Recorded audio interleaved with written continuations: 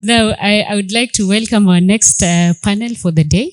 It will be led by the one and only Sam. We used to call him Sam Virunga, but they rebranded. Now it's Sam Anzana. Makofi kwao as he calls his panel. Maybe starting from that conversation from the Special Envoy on climate change about green industrialization, we have our first panel. And this first panel will be looking or will be focusing on one question, a critical question here. How can commercial and industrial power solutions unlock Africa's industrial future? That's what this panel wants to discuss or wants to share some of the insights that we are getting from that. And so let me call the team. So we have Engineer Oketch. If you can come to the stage. So he'll help us to unpack the regulation and policy that relates to this question. We have Engineer James NDEGWA from Kenya Power. So Engineer NDEGWA will help us to look at the side of the utility as well as energy efficiency, which is something else that came up. We have Elizabeth Wokabi. So she'll speak a bit about storage, so energy storage, about system design, and we'll hear a bit more from the panelists. To move away from the Kaluki Kyalo, focusing on the customer solutions. So we'll hear a bit of some of the insights around this. Then we have Samuel Mbugua, a founder and CEO of Hyfra Technologies. Samuel, that part about future demand, we are leaving it to you. Karibu. We want to talk about how commercial and industrial power solutions can help unlock Africa's industrial future. Across the continent, we are seeing increasing momentum towards industrialization through special economic zones, manufacturing hubs, and industrial clusters. However, one issue continues to stand out, and this is energy.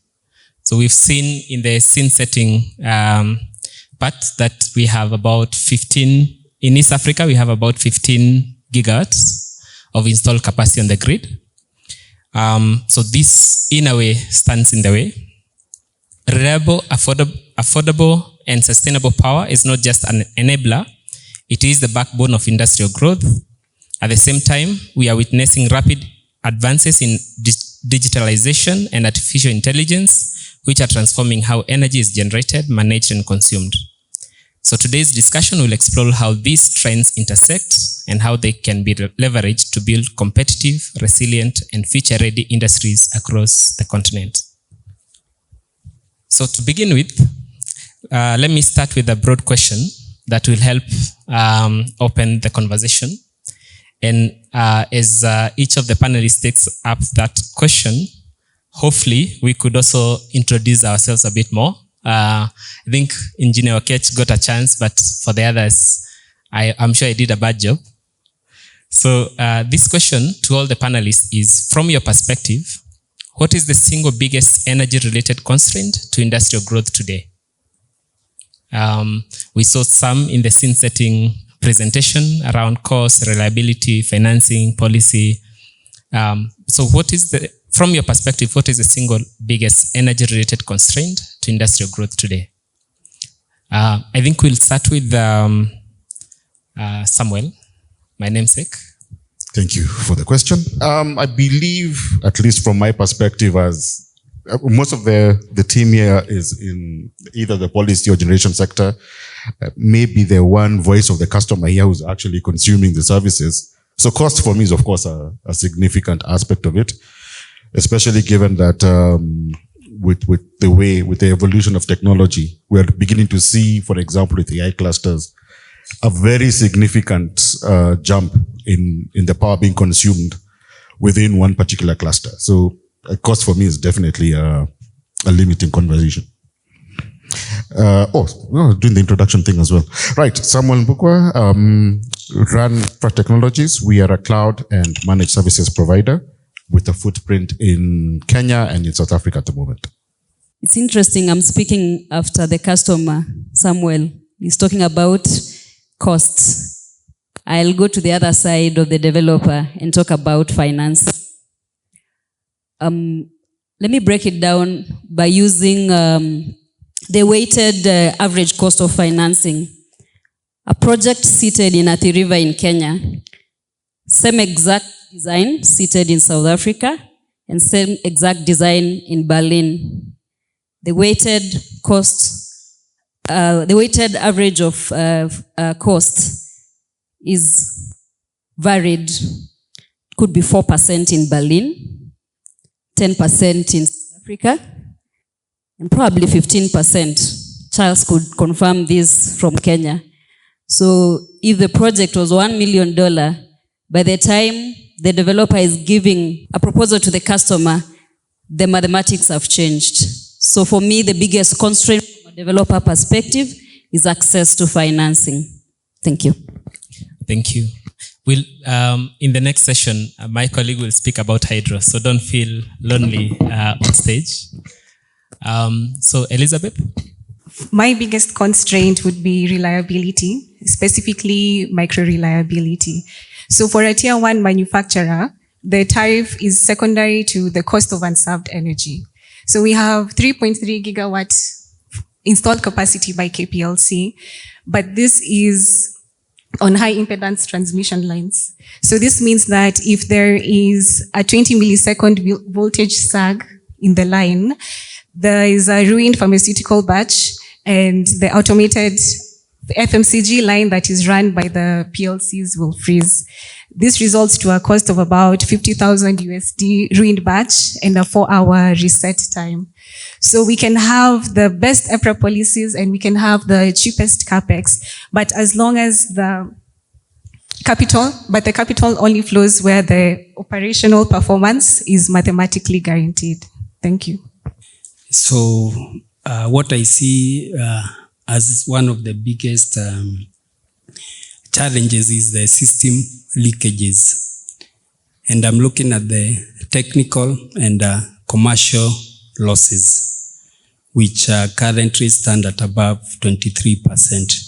So even as the utility does all the programs that it is doing, we have a big chunk of commercial losses, which is theft. Most of the time, you are not even able to see where those losses are. And also, based on that, you also look at the reserve margins, which are currently less than 3%. So that one is a big factor towards industrial growth. I agree with the speakers ahead of me on some of the challenges and maybe what hinders the development. But let's break them down. When you talk about financing, because financing could be a challenge, but financing to do what? One of the greatest constraints is capacity, like now the power availability in the country.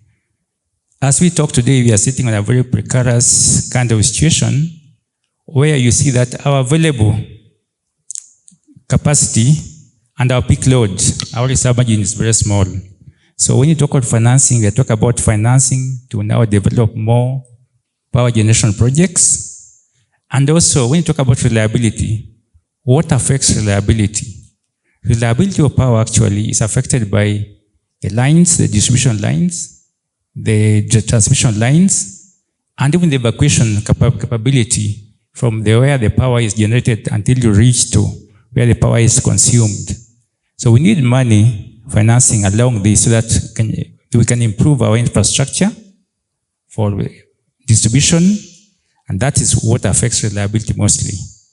So we can talk about reliability, but what affects reliability is sometimes the lack of finance. So I really agree that we need financing, but also operational efficiency. As a regulator, I look at we must also improve our operational efficiency along that supply chain. When my colleague talks about the high transmission, our system losses, what contributes to these system losses? Then that brings to the efficiency, like how is our efficiency along the supply chain? So some of these are the key things as a regulator we look into. We must work along our supply chain and also reduce the losses. And this also may require the financing. Thank you. Thank you. So if we got the constraints, I don't know who was taking notes. So we had about reliability, we had about costs, we had about reliability again, we had about the system losses, so the leakage of part of that energy. And we saw the bigger picture from the eyes of the regulator. We want to talk about, so if we talk about industrial growth, we can look at what is currently there, so the current growth or the current demand, and then we can look at the future demand. And I hope the panel will help to dig deeper into this. So we want to talk about the solution part of it now. We've talked about the constraint, now we want to talk about the solution part of it. And maybe the first set of questions in no particular order is to look at meeting the current demand, how we are meeting the current demand in the example of Kenya, but also looking regionally. So what is the primary trigger for customers adopting commercial and industrial power solutions, and how does that evolve over time? Maybe Kaluki, if you want to start us off with this question. It's easy to pick a primary trigger, but I would say it's actually a multiplier. It's several factors, but I would summarize them to survival. A customer today will not wake up and say, I'm going to plan on how to move away from the grid to C&I. There will be several things that would drive that decision. The lowest hanging fruit there is always the cost. So these things eventually sum up to survival. So the easiest one, of course, is cost. Customers would want to have cost savings in their energy planning. They're buying several things there. They're buying reliability, they're buying operational efficiency, they're buying into future planning to be able to save some money for expansion. They're also buying into things like sustainability. So the most primary trigger, if I would single out one, would be cost. But over time, this evolves. Once the systems are installed, and they have probably solved their initial trigger. Check the case of probably EABL. Their cost of production has gone very high and they immediately have to cut costs. And so they have to go to C&I. After the systems are installed, then the factors evolve to probably three key things. The first one could be operational control. So now that they have control over reliable power, they are at a peace of mind era. So at that point, they probably would put systems to ensure they have stability around their operations. Then they would move probably to expansion. This could include having machinery that is effective in terms of productivity, moving to digitizations of their power monitoring. And lastly, would be around strategic competitiveness within their market or industry. So there are several factors for sure. Costs being the easiest, but like I've mentioned, there is reliability, there is stability, there is operational control. People would want to be compliant, regulatory compliance, sustainability, all these things, ESG. But the key primary one would be cost saving. And so that's why I would call it survival. Thank you. And maybe before we move on to James from KPLC side, I noted in one of the sessions we have quite a number of heavy industries. So we have, I think, Baburi, we have Coca-Cola. We have quite a number of the industrial customers. We've seen in the latest report, statistics by EPRA, the industrial customer is consuming around 49.25 of the the generation. And we heard it from all the speakers earlier on. It's actually a small decline in terms of the percentage. So they've always been about 50, 51, thereabout. Maybe before just to let the audience know that it would be good for you to attend the various sessions, because the current demand, whether it's mining, whether it's cement industry, whether it's EABL, the different categories of industrial consumers, it would be good to hear a bit more on this conversation that we're having here. So from KPLC's point of view, what opportunities exist to improve energy efficiency in industries? And if you could tell us more about the Super ESCO project that you mentioned. And while you're at it, you can tell us, can ESCO scale fast enough nationally? Maybe the three questions. The first one is on industry. These are the large power customers.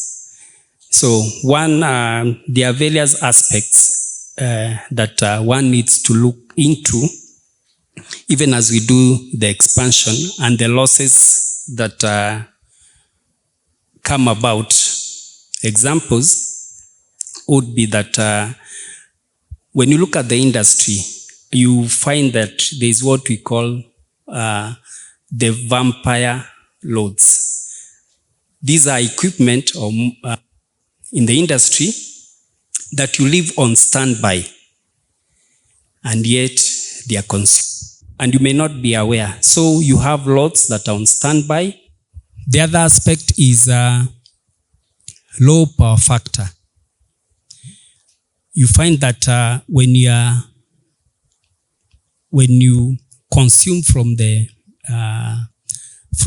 grid, there is the aspect of the reactive component of your equipment. So the active power that you pick from the grid is not converted to useful power because of the reactive nature of your equipment. Another aspect is oversizing of, say, like motors. When a study has not been done, and this is from what we have been able to see and the audits that have been done, is that you find that there is industry where you have huge motors and which consume a lot of power, but they may not be necessary. And this can only be brought about if an audit is conducted. Then you also look at the type of drives that you find there in the industry. And currently, especially for the C&I customers, there is what we call the VSDs, the variable speed drive. If you are using the wrong type of drive, it means that you cannot be able to monitor how the equipment operates in the system. At the end of the day, the equipment tends to take or to consume the maximum power, and yet you would have done various, by installing the equipment, be able to monitor how power is picked from the system. Then we are also looking at the other aspect, like the lighting or the lamps that you have. Issues of high pressure sodium lamps, the mercury vapor lamps, which are not efficient, and that also you find in the industry. Remember, as you upgrade and you get, say, even install a solar system, before you have taken care of these, it means you are still, you still continue to absorb those losses. On the thermal component, you're looking at the compressors and the compressor system and the leakages along the line, or the leakages that you find in the system, or the boiler systems, the inefficient boiler systems, and lagging in the network, which are areas of leakages on the energy that you're already using. So having said that, then we come now to the super ESCO project. KPLC has been mandated to set up a KPLC super ESCO unit, which is domiciled at IESR. IESR is Institute for Energy Studies and Research. Those who know, it is in Ruaraka. ESCO stands for an energy service company. And the model is such that you have a super ESCO, then you have other small companies who we are calling the ESCOs. The project is running from a grant from African Development Bank of $1 million USD. And there are two components before the end of the program, where the first component is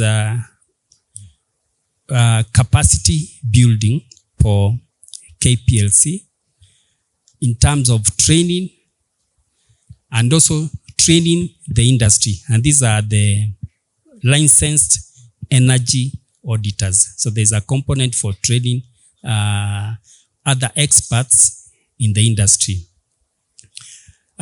Still under the first component, there is the issue of measuring and verification model.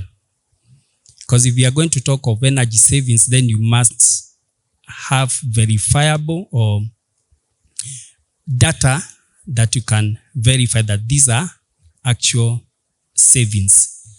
Then the other aspect is, of course, financing,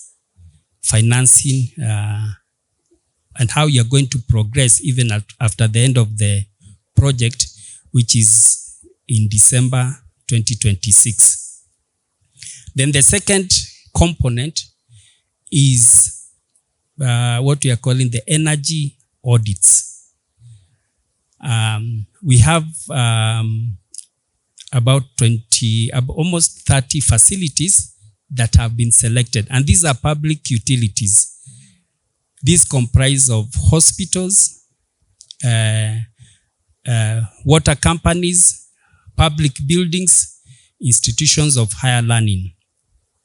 And we have auditors, licensed auditors, who are going to conduct audits for these facilities. The idea is to have audits that have already been done, that when the finance comes, you can be able to start with in terms of implementation. So the model requires that the financing and the verification will sit at KPLC, being the super ESCO. And then once the audits have been done, then we can have two models of being able to pay the auditors. And these are, number one, the guaranteed savings, where the ESCO guarantees that having implemented these measures, you are guaranteed to get these savings.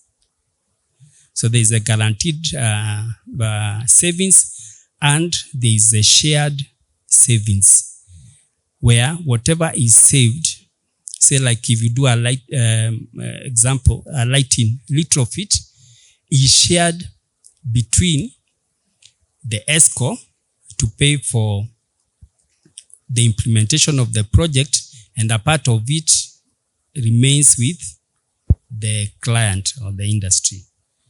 So that is the model that we are having at the Super ESCO project. Thank you. Thank you very much. The communications people in the room will tell us if engineer did well in terms of unpacking it for all the audience. So, Engineer Oketch, go ahead. Thank you so much. From our end as EPRA, we did some desktop kind of research just to find out why this year and the captive generation was really picking it up so much in Kenya. And our finding was as follows. One of the greatest thing was cost. And we are talking about cost, we are talking about tariffs. But I'll discuss that a bit later if I'm allowed some time. Then the other one was reducing cost of generation from renewable energy technologies, mostly solar PV. And that tells you why is it now that they are doing a lot of this. But initially, I think the cost of generation from these renewable energy technologies was so high then. Another one which is very important, and Charlie is here from NCB, is available financing for renewable energy generation projects. Then reliability came almost fourth downward. But another one also which was very important to mention is grid support. As we are aware, none of these people, the C&I who have gone to captive, none of them are defected. So they are still connected to the grid. That means they are relying on grid and also their own generation. When I talk about cost, where we sit as a regulator, and as you are aware also in Kenya, the grid tariffs are cost reflective. And when you are comparing costs from now the C&I or the captive, I think sometimes we forget to check at cost reflectivity. And some key components we forget to mention is the levies and also ancillary support. When you're connected, you're using your own power and you're also getting power from the grid, there's some grid support you get, and that grid support is called ancillary services. So we are doing a study, and I'm happy Madam Anna from GIZ has sponsored us to do this study on ancillary services. So this cost comparative may change, because I know you are aware there are some levies you people are not paying. The people have done the captive power, isn't it? And my colleague will be in the afternoon, and myself, we are guilty as charged because we did not operation of this cost. We did this to allow this segment to grow. But now I think the growth which we are talking about now at around 600 megawatts, beyond 600 megawatts, we must now operate those costs. Thank you. I don't want to talk much about it because I don't want to dampen your spirits, but it's something we are working on. Thank you. All right. So something about regulatory levies, which were mentioned in the last, in the second edition of this conference, something to support the regulatory side of things. So before I bring in Samuel and Elizabeth, it would be good to also look at the future of industrialization, because we are looking at green industrialization. And so think about the future of industry a bit. So maybe, and we could start with Mbugua, and then we could hear from Elizabeth on this aspect of how demand is going to look as we think about increasing the number of data centers in the. So is Africa or Kenya ready for data center AI-driven energy demand? Will we be relying on the grid, or do we expect that to increase the share of own generation or captive generation? And maybe just before the panelists come here, so we see as of 2026, captive is accounting for 16% of the generation. If we achieve what the special envoy has told us, 10 gigawatts by 2030, it means we are anticipating to reduce our percentage, because we are talking about 1 gigawatt out of 10 gigawatts. Is that the intention, that we are going to reduce our contribution to the, as a subsector, C&I. George. Okay. So most likely it will be, we might need to update our goal for 2030. If the connected grid, the goal is 10 gigawatts, probably captive. If you are to maintain the 15-16%, then it means it's a bit more than 1 gigawatt. I'm just saying. The math works out to about 1.6 gigawatts by 2030, if the other one will be achieved. So, Samuel, if you could, and I was hoping you could tell us a bit, just unpack it for us. Don't be an engineer. Unpack it for us in terms of the kind of demand that data centers present as one of the segment of the future demand. There's no fear that I'll be an engineer because I'm not one. So I will talk basically as a primary consumer of some of these energy services. So maybe it's just a quick one to the audience. What do you think supermarkets and data centers have in common?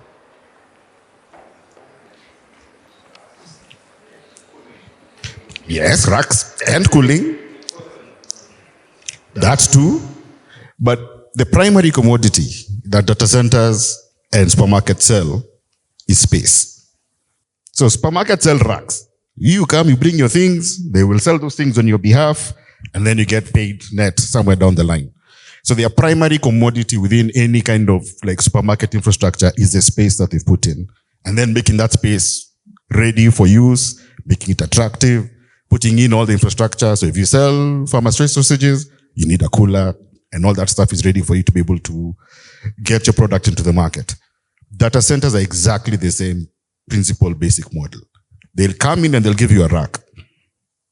That rack is going to have power depending on what your requirements are. It's also going to be cooled, so they'll put it in an environment where, it'll be fit for purpose. Computers, so typically when you think about your servers and processors are silicon. And when you put a lot of electricity into silicon, somehow the silicon begins to think. And if you have enough silicon thinking, great things happen. You can simplify your life. You light up the rooms. All the things that you guys are doing in your respective sectors. If you're trying to track the performance of your wind farm or your solar farm or your hydroelectric installation, all the data that's coming out over there is going into pieces of silicon that then track all that data and make it available for you to be able to view.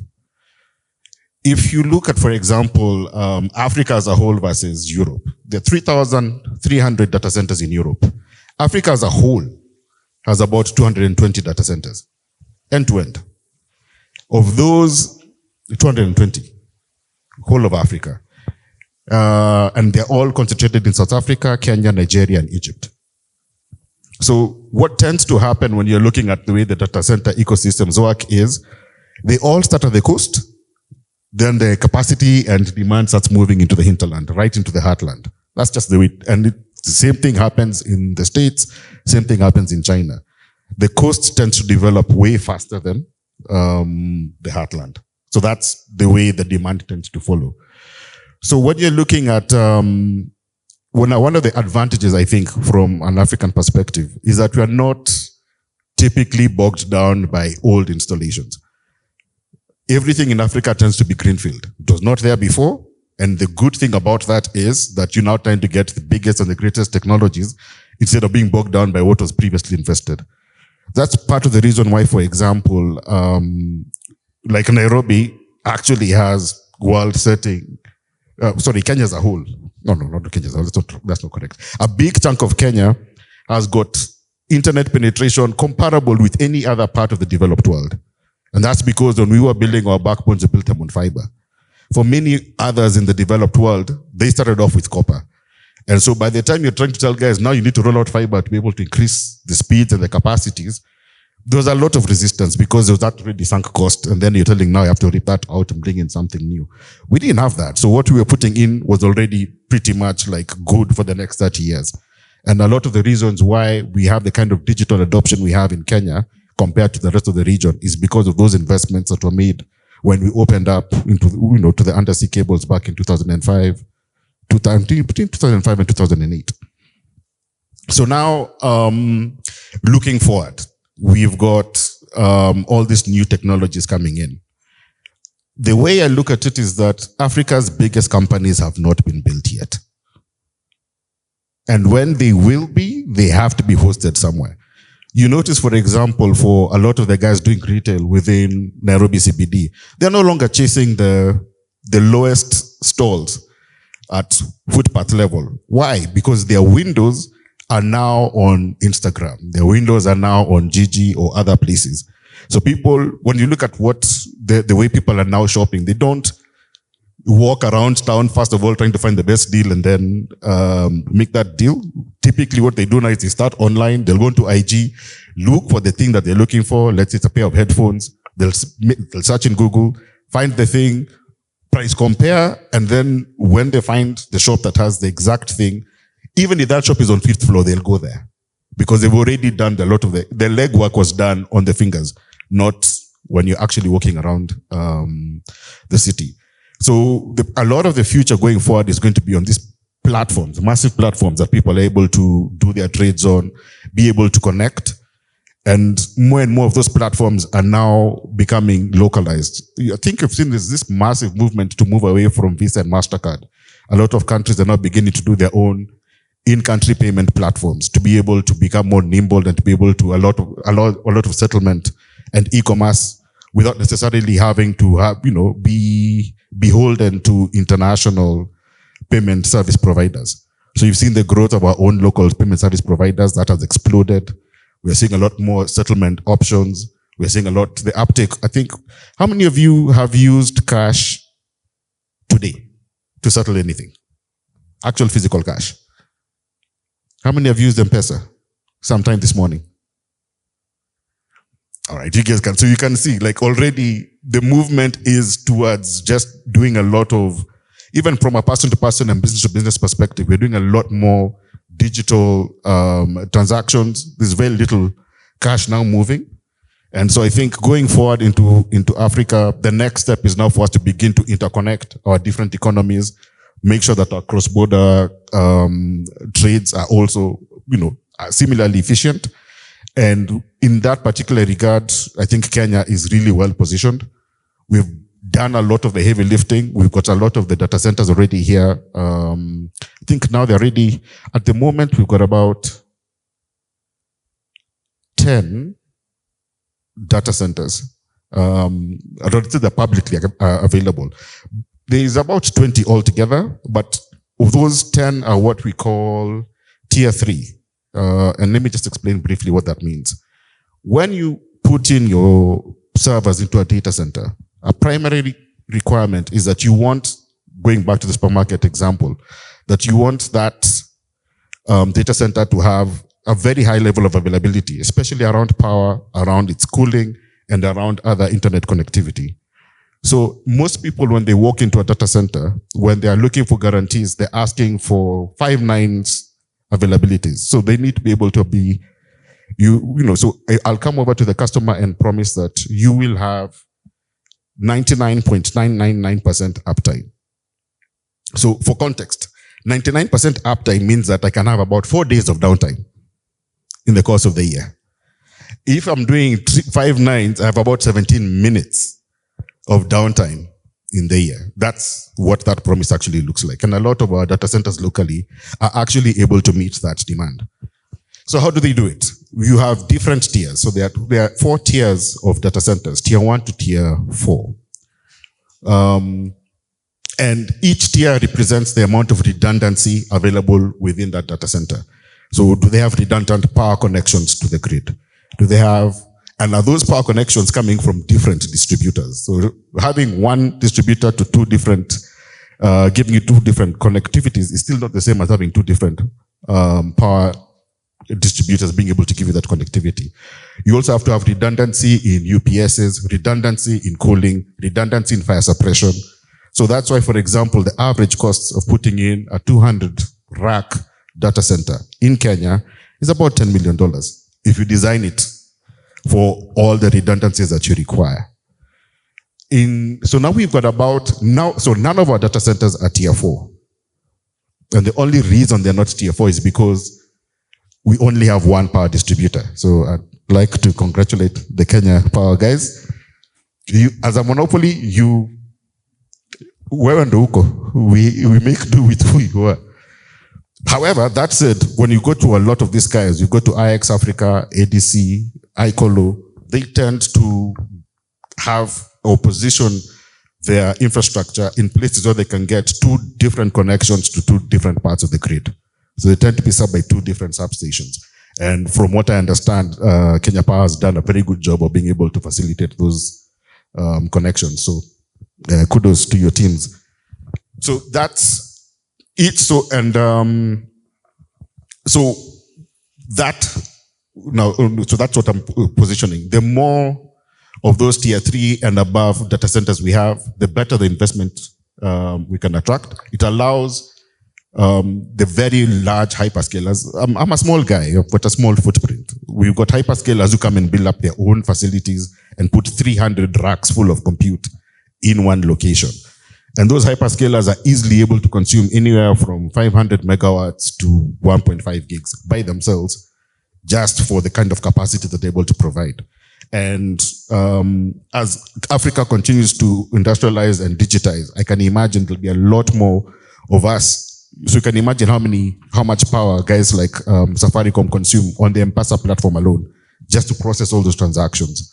When you look at what the kind of footprint guys like Pesapal are now able to consume because of all the payments facilitations that they do. If you look at citizens on their Viusasa platform, that content distribution network that they are putting in now, and the amount of storage and compute that is currently consuming, the more of this stuff that we do locally, the bigger the demand grows. So it's important, of course, that we get those data centers ready. Thank you. Elizabeth, I think we've covered quite a bit of conversations, and we still want to go back to EPRA to hear about what we can expect in the next 12 months in terms of regulations to support this. But I think you have some, as a consultant, you have some experience with regions that have power pools and are, if there is any insights in terms of how we help or we power industry and we solve certain of the constraints that we've talked about so far. Go ahead. Yes, so for different types of power pools, we look at the capacity risk, we look at the grid, and we're able to determine the design for it.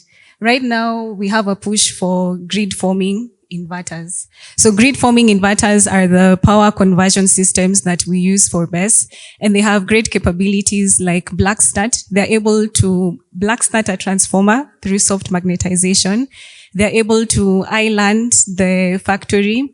So if there is a voltage sag at that time, the inverter will be able to take the factory, will island the factory for about 15 minutes and then come back to the grid.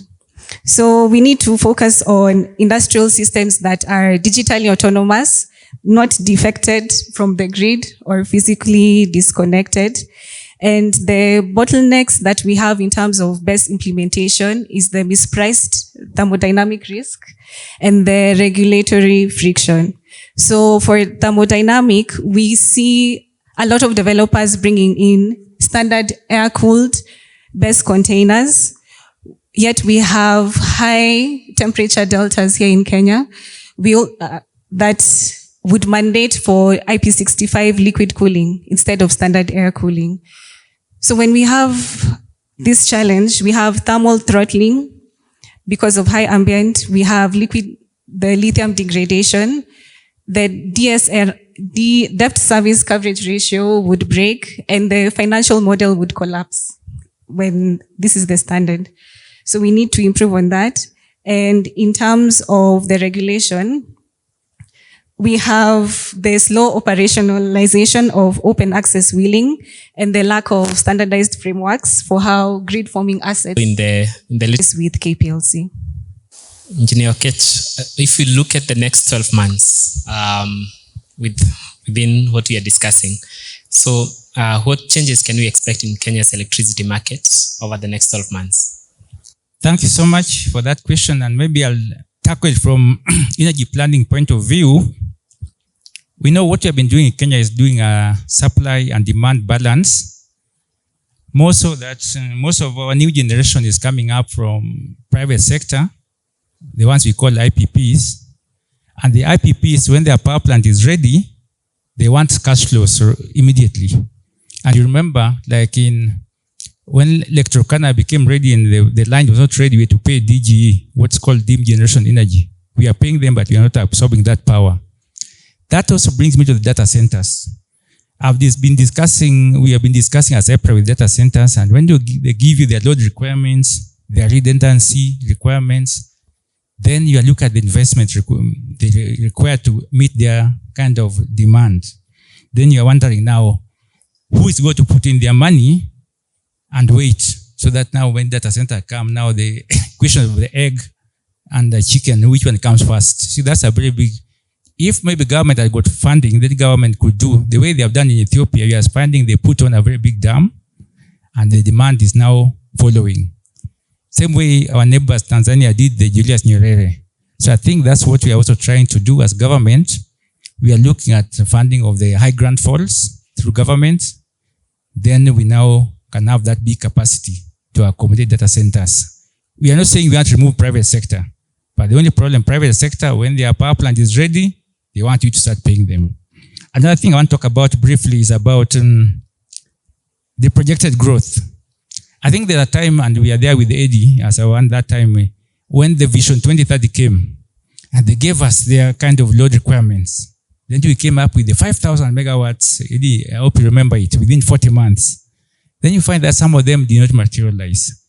And that's why you want concretized kind of demand, so that you tell her this demand, and then I don't know how we'll tie them, so that if they don't come, we penalize them. Because if you bring a power plant, and the power plant is ready, and you're not taking that power the way you told us, then somebody must pay that cost. And no risk will be borne by the people who cause the risks. So those are some of the issues we do as energy planners. It's very difficult for us doing that balancing, but we can discuss more. Thank you. I know we have a different session on the regulations, so we'll hear a bit more because you mentioned about open access. I think if we look at the current demand, whether it's mining, industries, it would be good to hear if there's... Maybe I can just say briefly, I know our time is bad, but the market, we are doing, our regulation talked about, even the DG's speech talked about, the energy, electricity market, open access, and bulk supply will change our planning framework in this country. Most of that we now connect. We are also operationalizing the East African Power Pool. And Eddie talked about it in his speech. Those ones will now allow you, as an eligible consumer, you can just apply to us as a regulator. Then we give you that certificate to be eligible consumer.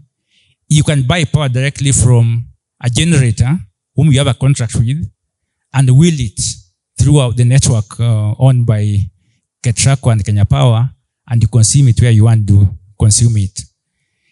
That wheeling tariff already we have operationalized it. As we talk today, Tanzania is buying power from Ethiopia, 100 megawatts, and wheeling it through the Kenyan network, and it's working very well. So when we operationalize the energy, electricity market, bulk supply, and open access, that will change our planning model for the energy in this country. And that's what we are looking for. We talked about the net metering. It's already being gazetted. We're only working on the modalities of how to pilot it and then operationalize it. Those will really revolutionize. And I thank GIZ for supporting us on those two regulations and even more.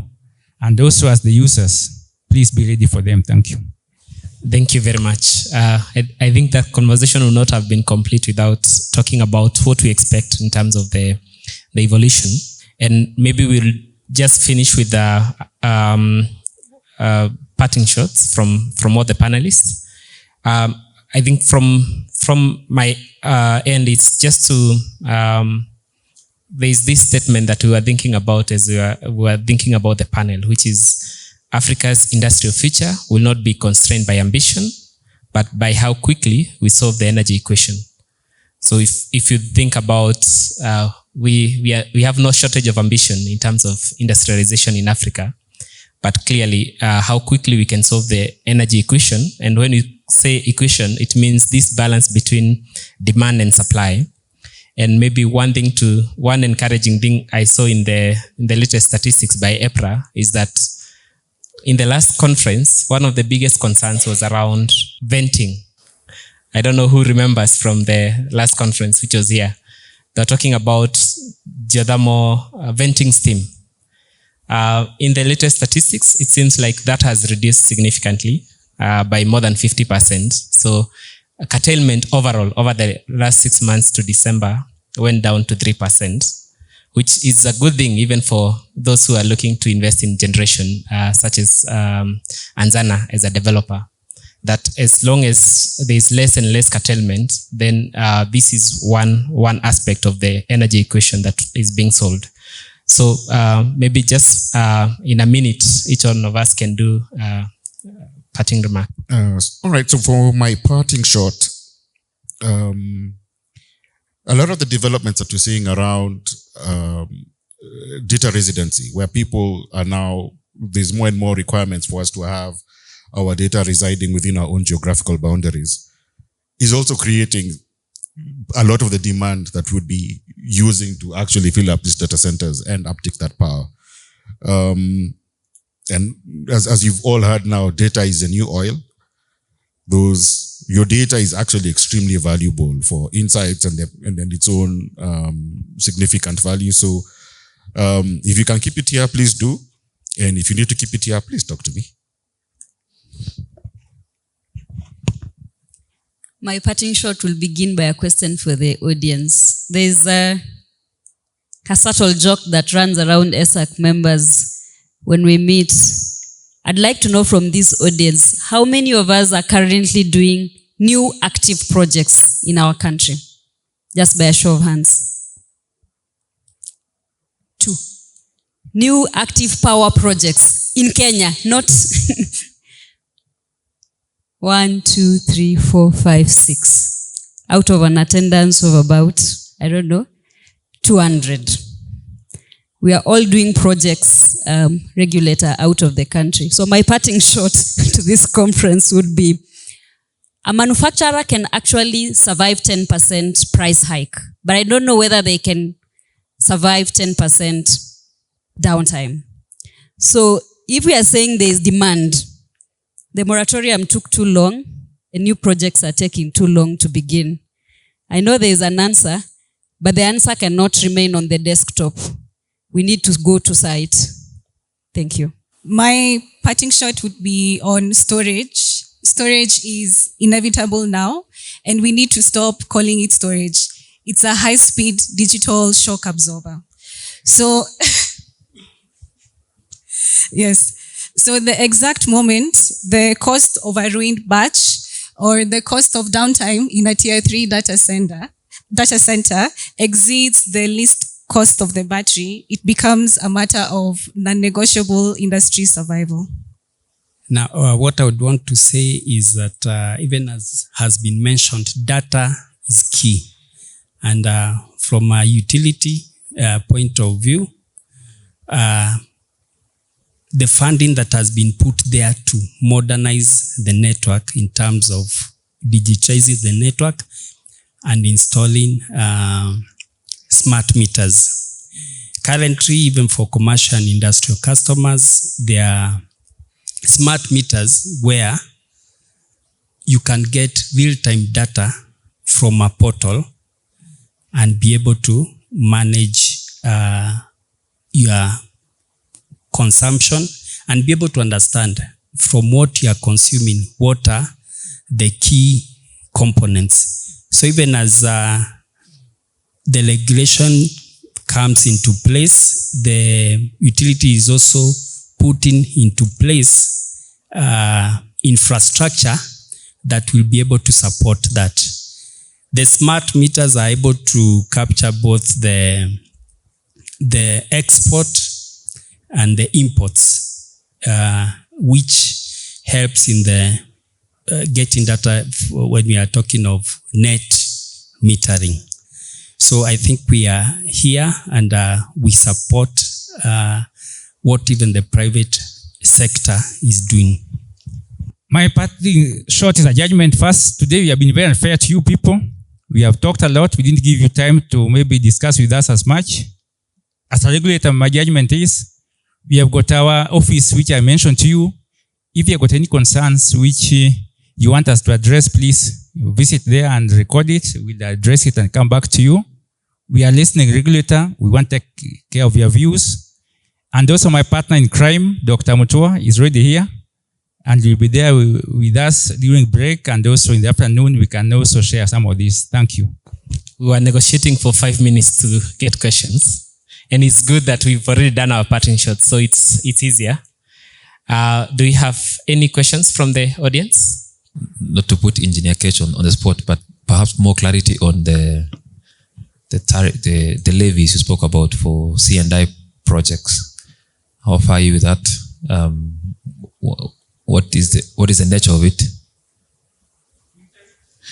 You spoke about a levy on C&I projects, captive power plants. Perhaps you could clarify more that the timelines, the thinking around that. My name is Daniel Kitwa from Odyssey Energy Solutions. We provide procurement and platform services for OEMs and EPCs. My question to Samuel Mbugua, particularly on the investment needed for data centers and the underlying energy infra needed. One question we have is the challenge to model the revenues for those projects if I'm financing the equipment or the capex, especially on underlying assumptions that there's growing e-commerce, growing digital consumption. So maybe a question on how to ring fence that, particularly in an ecosystem that is also nascent, AI, fintech, etc. So yeah, maybe address that from the perspective of an investor. Thank you. My name is Lekoko Eric Amkoa, a consultant with GME Global. My question is to the regulator. I do notice with concern that the system losses are becoming significantly high at 23%. And the biggest concern I have is I remember the regulator normally has reliability indicators as to what the system losses are supposed to look like. So case in point, 2018, 2019, I think the reliability indicator was 14.5%. I realized with the current report that it is at 16.5% for the loss factor. So maybe just a question on what are we doing with regard to reducing these losses and what are the hard stops that you are giving Kenya Power with this regard? Thank you. Thank you. So we have 3 questions. One to Samuel Mbugua, and I want to add one more, Samuel. Is there any such thing as data security? We heard about energy security. Yeah. As I said earlier, we need more energy. And of course, the issue of reliability and cost is driving C&I. Yet, in a meeting that I recently attended, the leadership of KPLC was complaining about revenue or cannibalization by C&I. How do we bring this together? We need our utility company to become more effective, to improve the operational efficiency. Yet, with the expansion of C&I, that is already affected them significantly in their revenues. How do we balance this over time? I think we have a question for Samuel, a question for KPLC, and a question for EPRA. Okay, so for the first question, I think I was being asked around how to validate investment needed and how do you guys model to understand what the growth in the sector is, so that you can then make your plans accordingly. Most data centers, when they started, their primary business model was co-location. And you are convincing companies to move their servers from their main server rooms into this one collective space where we can give certain guarantees about uptime and connectivity and everything else. And that has been by far the biggest baseline. So you look at all the large companies, assume that company must be running a line of business application. And that application, if it's hosted in-house, then your job as a data center was to try and convince that company to move it out of there. If they didn't want to move it, then most data centers would say, look, something might happen to you. A fire, floods. We've seen what's happened over the last few weeks. Floods have now become a real risk. So should anything happen to your primary site and you don't want to shut down your operations, then you need to have your data sitting in an alternate location that makes it possible for you to be able to recover. And that was typically the driving point. With a lot of the new companies coming online now, they don't even start with anything on-prem. At most, if you walk into most offices today, you'll find a couple of laptops, maybe a printer, but all the heavy lifting is being done on a platform somewhere out on the cloud. So, given the nature of your business, if you're running a procurement platform, I guess that's what you start with the corporates, understand how it is that they run their business. What is their line of business application? And a lot of people have moved from having something that they're hosting online. I think a lot of providers, if for example, used to be on Microsoft Dynamics, that used to be run on-prem. Now they give you a cloud option. I think all the major providers now do that. And what's happening also is that every other developer who's coming online is now beginning to adopt a situation where they just give you a service. So it's essentially you're moving from a situation where, if I was to give the analogy, if you need a cup of milk, you don't have to go buy a farm with the cows and the milk hand and the feeds. You just go to the shop and you get your cup of milk. So I think, so just look at how it started was that, you look for guys who are on-prem, and now the new ones are already like cloud native by default. So your job is to be able to show them what kind of value you can generate. Going back to my namesake's question around data security, that's a broad one. That's a whole seminar by itself. But broadly, so data is like cash. My job, so I'm essentially a data bank. My job is to make sure that when you come for your data, it's available. What you put in is what you will get out. And it should be roughly around the same amount that you deposited that you get back out, and in a manner that you have approved. And it's typically your provider's job to make sure that every aspect around its control, its processing, and its storage are managed end to end. It's a very broad topic given the amount of time we have. I don't think I can go further than that, but yes, data security is a critical aspect of what we do. Start with the tariff on C&I tariff. I think this one, let me clarify. We all know that most of the energy service companies who are now selling energy to the C&I customers, if you read the act, it's not a change of law. The act is very clear. Levies should be paid on sales. And they are already sales. And currently, if you check at you, we are not paying those levies. So as a regulator, we want balance in the interest of everybody, and you want a fair playing ground.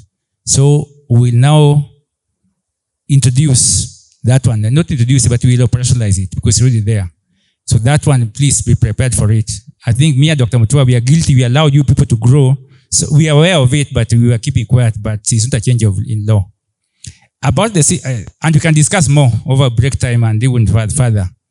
About system losses and reliability, this is true. We are starting the tariff review for this period. The tariff we have now is ending. We are starting a new tariff review. We review these system losses allowed and also the reliability indicators. But some of this one, okay, we told you as a regulator, we like data-driven decisions, and also risks should be borne by those people who cause them. If you check some of the losses which Kenya Power sees from the electricity they sell vis-a-vis the electricity they buy from the generators, some of them are due to pure theft, and this theft is done by the citizens of this country who are the electricity consumers. Some of us, we know our neighbors who are stealing power and we are keeping quiet. But if you now know and you keep quiet, then that's why as a regulator, we make a decision in our revenue, in our tariffs, that we bear some of those losses.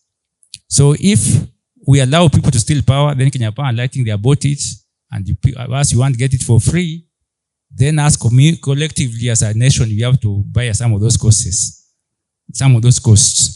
So, but we'll also be very fair when you do our tariff review. Dr. Mutua will talk more about it. About the revenue loss caused by the C&I think, Your Excellency, you are right. But we are aware of it also. We are trying to do an analysis to see what impact it can have on the revenue requirements. And that when we do our tariff analysis, that's one of the things we look into. Having a stable Kenya Power and Lighting, because the role they play in the energy sector, now they are a single buyer. That means all the power from the generator, they're the ones who buy. And they must pay those generators. So their financial strength is a concern to all of us in this country and all of the good friends of the sector. So I think we'll also balance those interests when you do the revenue requirements during the tariff review. Thank you. But Dr. Mutua is here, he's the guru of the tariffs. Please ask him most questions. I'm an electrical engineer, he is an economist. Yeah, thank you. Thank you. And Dr. Mutua, you'll be on another panel later today. So hopefully we'll get a bit more time to talk about this tension between own generation, because captive is own generation, and the revenue lost by KPLC. And I think from ESAC side, the thinking has been that the customer is always at the center of the energy equation. And so we look at how best can we serve the customer, and the regulator is there to look at how that can be mitigated.